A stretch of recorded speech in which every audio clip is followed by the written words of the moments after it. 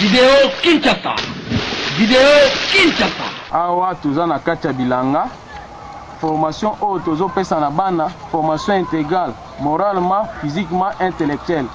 Na sima ye moko président de la République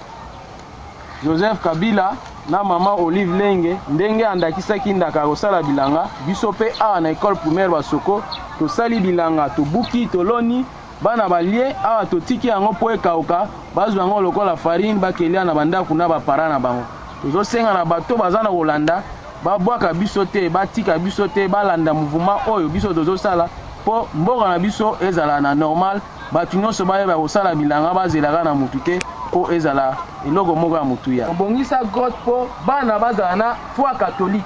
ata auti na église mosusu mesoka ye na biso tolakisi bango ndenge ya kobondela ndenge ya kosambela na nsima ayeba nzambe parce que soki oyebi nzambe te ezala malamu te yango tosalaka grotte na grotte oyo tosali esengeli totia effigie ya Saint Joseph totia yango nanu te mpo makoki eza te bao bazolandela biso ba-ancien élève à l'époque Saint Boniface nouvelle appellation école primaire Basoko bakoki kosunga biso na kobaisa susu image ya Saint Joseph kotonga grotte na koreflexionner grotte po bana na biso lokola bazomona nzambe bazomona Saint Joseph bayebaka école eza dirigée na bafrère Josephite ya kinzambi bao baza basé na enseignement mpona bakonzi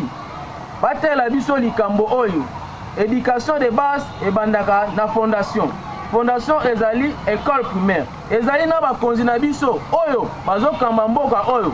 bauti na école oyo école primaire Basoko à l'époque Saint Boniface nouvelle appellation école primaire Basoko batika biso te baya ti esika école eza moko na moko libanga moko etonga ndako te oyo aza nango aye atiki po tosala nini tobongisa école na biso ezala école moko réputée école moko renommée.